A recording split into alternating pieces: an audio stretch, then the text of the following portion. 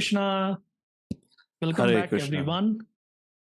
So, Madan Sundarji, what do we have today? It is 1 point. We're on the 11th verse, the concluding 11th verse in verse. terms of Duryodhan speaking and riling up his army.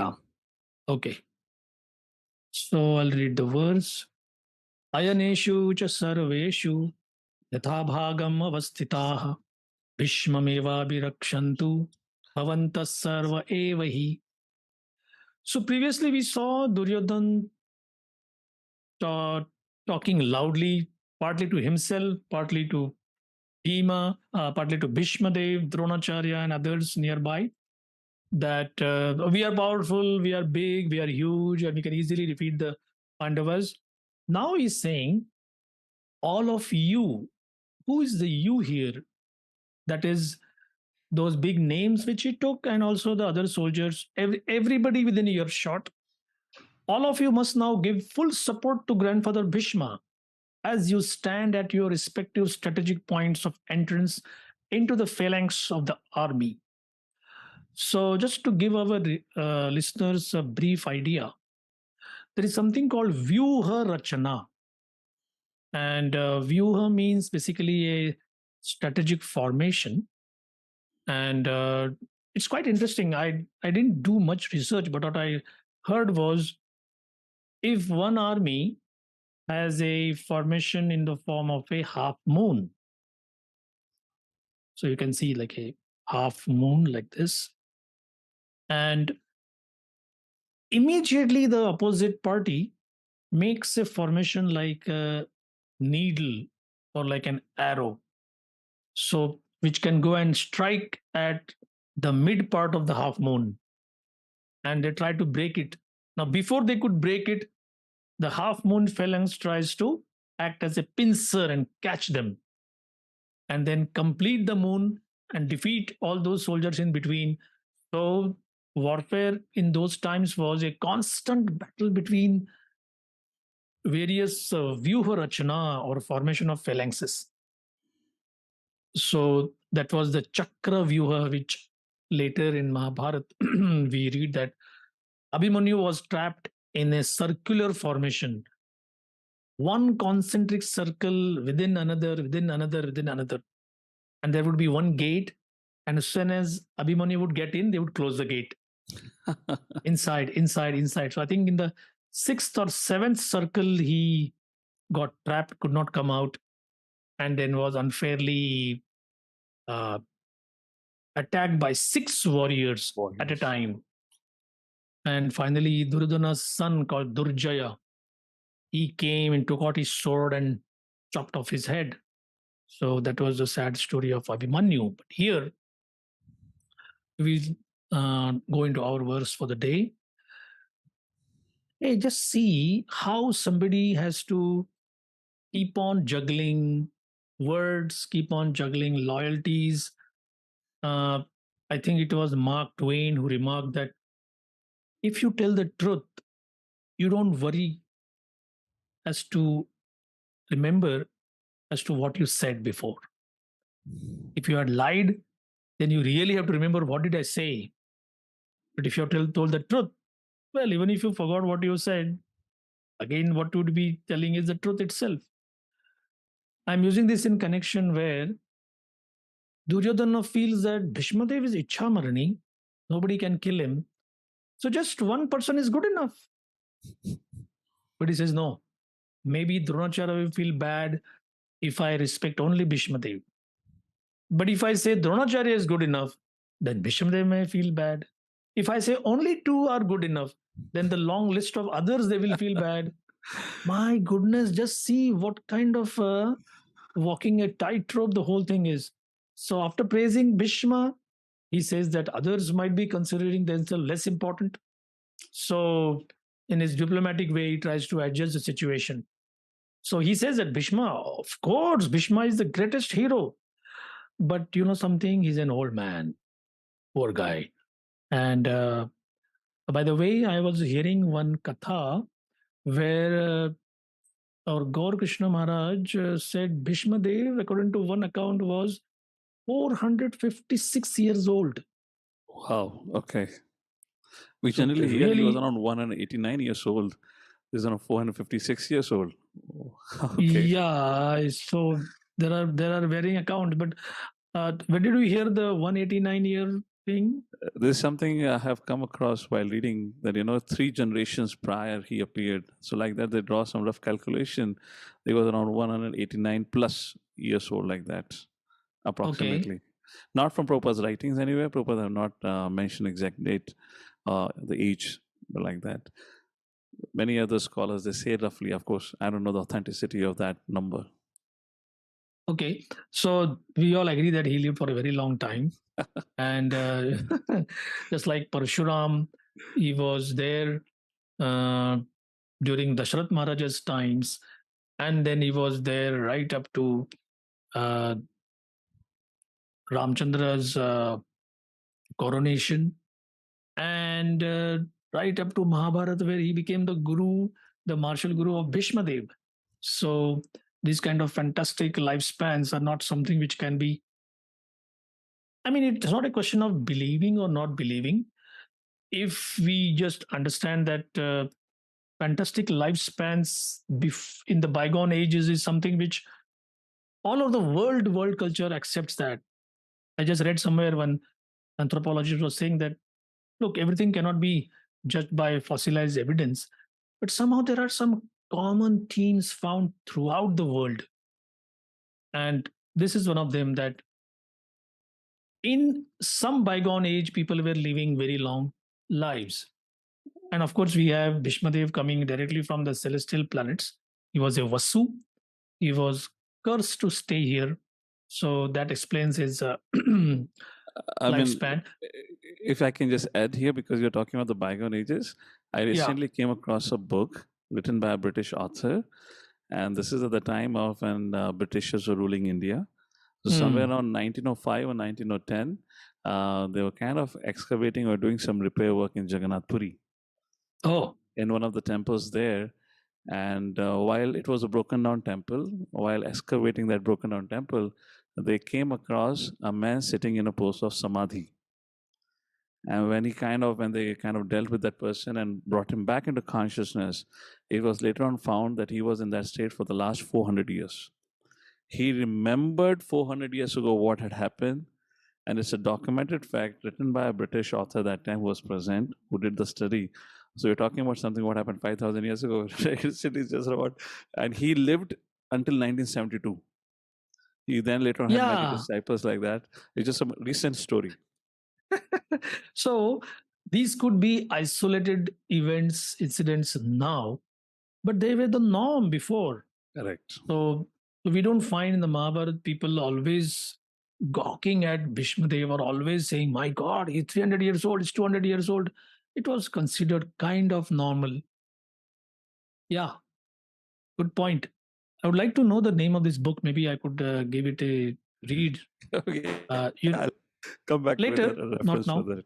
Yeah, maybe even our readers and our audience may find it beneficial if somebody wants to go deep inside this one particular thing. I see sometimes in India, people love Ramayana, people love Mahabharata, they love going to the temple, puja, Janmashtami, and they are hung up on one particular issue. It could be like a slender thread, like in Ramayana. Oh, why did like how can Hanuman jump so much? Yeah. Or how can he capture big peaks? So for some, it could be like, hey, if you say he was an old man, he was 85 years old, I can understand that. But if you tell me he's 400 years old, I can't. Well, here is this thing. Something happened in 1905. Would you believe it? Oh, well, it's a British author, so I have to believe it. So, continuing our theme here, so Duryodhan is emphasizing that, oh, he's a hero, Bhishmadev is a hero, but he's old. So, you all should protect him from all sides. He might become engaged in one fight and the enemy might take advantage. So, it is important that other heroes, please do not leave your strategic positions and allow the enemy to break the phalanx. So, is Duryodhan confident? In one sense, yes. he clearly felt that victory is ours. It's like, I mean, it's just a matter of time, but victory is ours. So Bhishmadev on his side, Dronacharya on his side. And one more brilliant thing which Prabhupada brings out, Draupadi's insulting in the Kaurav Raj Sabha was such a, in one sense, such a ignoble thing which the Kauravas did. And guess what? Dronacharya and Bhishmadev did not utter a word in protest. And this is what is kind of giving Duryodhan that confidence.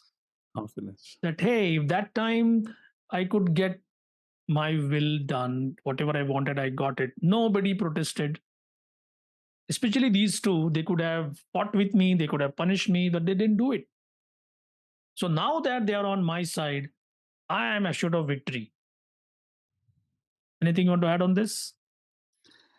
Yeah, I mean, I was just thinking, it kind of indicates or kind of looks like, Duryodhana is also of course, he's quite concerned about his victory, but he also wants to ensure the protection of Bhishma Pitamaha.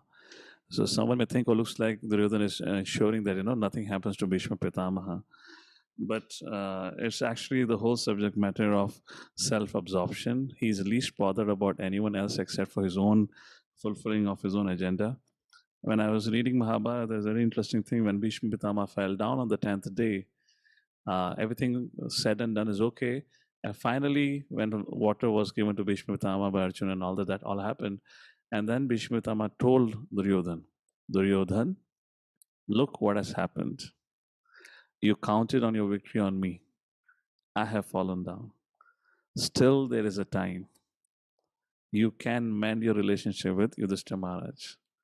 Give back the kingdom that belongs to Yudhishthira Maharaj. The war ends here. And Duryodhan, what was his response at that point of time? He hung his head down, didn't say a word, and just walked away. Oh, really? Now, this is something interesting. Now, here, right now, we are reading about how Duryodhan counted on his victory entirely on Bhishma Pitama's shoulders. When Bhishma Pitama passed away, he's fallen down. And Mahabharata says, and when Bhishma Pitama told Duryodhan just hung his head and walked away. So something interesting, of course, we're going to see ahead what's going to happen. But he is, just like Ravana, you were talking about the Ramayana, he saw one by one best of his ministers, his brothers, his own son, best of them were killed. Yet he was not willing to change his position. Yet he was not willing to mend his ways. So this is what happens probably when people become too self-absorbed. So the point I'm trying to raise here is diplomacy, all that said is good and fine, but the problem here that I have a problem with the character of Duryodhan, he is too self-absorbed and he's not worried about the well-being of anyone else. In other words, what I feel here is when I or anyone for that reason becomes extremely selfish, they don't give a damn about anyone else. That's what is kind of is looking like here. And when we have the whole picture of Mahabharata in front of us, that's what exactly happened. He doesn't give a damn for anyone. And not only Duryodhan, in fact, Karna also doesn't give a damn about Duryodhan. Everyone is fighting for their own selfish motivation. Karna wants to fight to prove to the world he is the best archer, better than even Arjuna. And that's the team of Duryodhan. Everyone is for their own agenda, unlike the team of Pandavas, where everyone is fighting. Of course, we're going to see, so why to say right now, we're going to see how Arjuna react to it. And Prabhupada makes some very wonderful points about Arjuna's reaction. When Arjuna says, oh no, I don't want to fight. Arjuna said before the war, I don't want to fight. And after the war, Yudhishthira said, I don't want the kingdom. Very interesting. Yeah. They don't want, they're fine living in the forest. And Duryodhan, despite having everything, he just cannot deal with the fact that Pandavas are living. I can only be happy when Pandavas are dead. And to reach to that goal, I am willing to sacrifice anyone and everyone. That's how I see Duryodhan's character, and that's the problem that I have from Duryodhan's character here. Maybe a lesson for myself, not to become so self-absorbed. Well, it's a lesson for all of us. I fully agree, and very nice of you to bring out these subtleties. What I remember, reading up from the Mahabharata is that Duryodhana was asked that, you know what is dharma, correct? He says, yeah, I know, but I just don't seem liking doing it. I don't know why. And you know what is adharma? Oh, yeah, I know what is adharma. Somehow I can't force myself not doing it. He says, hey, it's very strange, right? You know what is proper conduct and you can't do it. You know what is unsocial, unethical behavior, immoral behavior, and you can't control yourself from not doing it. What could be the reason? I know what the reason is. There is somebody inside instigating me to doing it. So this is in a nutshell. Like many times, this is not our topic today, but serial killers or uh, unethical entrepreneurs were just concerned with profit, profit, profit. In fact, I, me, and mine, if somebody has these three things as a goal of his life, I know what is good, I don't want to do it. I don't find it interesting. I know what is bad, but I can't give it up. And who do you think is responsible? Not me. There is, you guys talk of some super soul, something like that, right? So that could be somebody. So the blame not on me, blame some higher power. And this is exactly, dear friends, we would like to explore in the teachings of the Bhagavad Gita, that not that I run the show, the sun, moon, stars circumambulate me, not in that sense of I am the center of the universe, but I am responsible for my actions. All I need to learn is how should I learn to be responsible for the reactions of my actions which come my way. Some could be good, sweet, some could be bitter, some could be tasteless, but whatever. And again, this is again not the whole game point of the Bhagavad Gita. Looking at life's reactions, which may be sweet, bitter, or tasteless, march on towards the highest goal, full realization of my spirit soul's potential. That's the exciting part.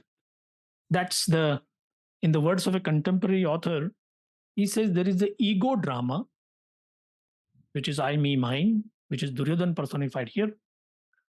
And then there is the theodrama, which is Krishna's divine drama, where Krishna has the script, he's the director, he's the producer, he's the musician, he's everything. And once you willingly become part of that, then you really know what life is. It's like a much grander stage than your puny, tiny, trivial, small egos, which, I'm the boss here, obey me, whatever. So I think we should stop here for today. We will move, we will go to the next verse where suddenly we see all the martial music coming on. So after some philosophy, now some musical entertainment at the battlefield of Kurukshetra.